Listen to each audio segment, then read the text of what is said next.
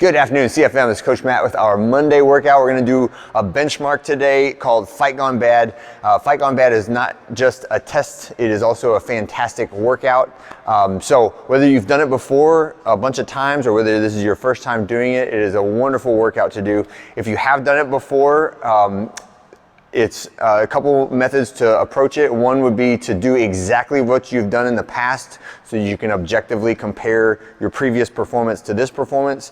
Other option is, let's say last time you scaled either the box height or the wall ball weight or something, and now you're stronger, now you're faster, you're more fit, and you want to get up to the RX level. And in that case, you just kind of throw out the comparison. Don't worry about it. It's a different workout if you do a different wall ball weight or a different kettlebell weight, etc. Right?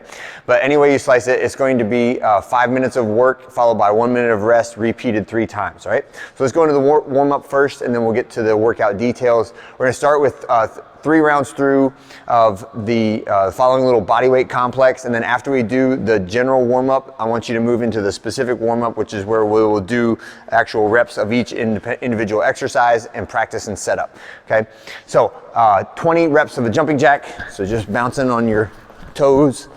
Right, 20-second assisted squat stretch at the rig. This will come into play when we do the wall ball, making sure you can get your hips down below the tops of your knees is the standard for the bottom of the squat. And I'm just using the rig to assist me, maybe wedging my elbows in between my knees to stretch out my hips a little bit, but make sure my feet stay flat and feet are approximately shoulder width apart. Then we're gonna do some arms out, lunge and rotate. So hold your arms out to the side, take a lunge, long lunge step, rotate both directions, keep those arms out at the side, lunge again, and again, rotate both directions. So this is kind of like a static hold in the crucifix position, so make sure that you get your shoulders nice and warm like this.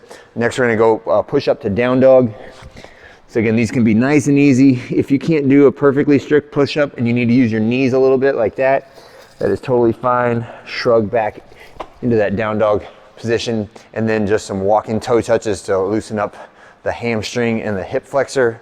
Okay, so make sure when we do the walking toe touch, it's not just the swing forward, it's also the swing backward. So when I pull my leg backward, I'm stretching out the hip flexor psoas complex there.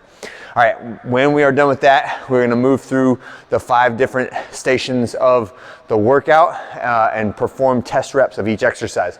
So the exercises are in order: wall ball. So that is, the ball is up at my face level. I squat all the way down, and then in one motion all the way up, hit my target, catch, and reset. Okay, so wall ball. The next one will be, and I have this kind of compressed right here so you can see it, sumo deadlift high pull. So I'm standing over the top of the kettlebell, good back posture, and then I'm gonna drive into the ground with my legs and pull the kettlebell up to about chin height without hitting my chin. Elbows should stay higher than the kettlebell. Elbows higher than the hands the whole time. Next exercise is box jump. So from standing in front of the box, jump, land on top of the box with 2 feet and extend the hips. So I'm standing tall at the top of every rep. Then you can either jump or step down from the box. The next one is push press. Okay, or shoulders to overhead. If you end up doing some jerks, that's kind of allowable in this scenario, but we want to make sure we pick up that bar to the shoulders. It starts at our shoulders. We dip, drive, press, and lock out overhead. So the weight is going to be light for this, 75 for the guys, 55 for the ladies. So when we do lightweight and fast reps, make sure that you are hitting full extension of the elbows, shoulders, hips, and knees all at the same time, and we're not kind of doing like a barbell jumping jack where I'm not getting that full extension of the arms and shoulders at the top. The last exercise not pictured here is rowing, just row for calories. And the way that we set this one up is we will just have stations going across the room. So you might not have your equipment, but you'll have a line of equipment that you will use. And if we have more people than equipment, then we will just start in waves that are separated by 2 minutes, okay? So there will be a men's wall ball and a women's wall ball here. Then there will be a men's kettlebell women's kettlebell here. Then there will be a men's box and a women's box there. And then there will be a rower at the very end, and you will just move your way across the room.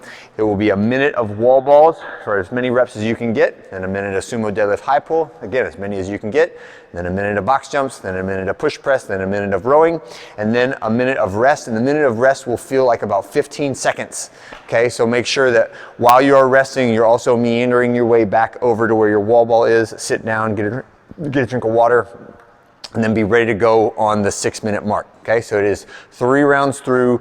Everything we're doing is just counting reps. So you should have a cumulative score building as you go towards the rower.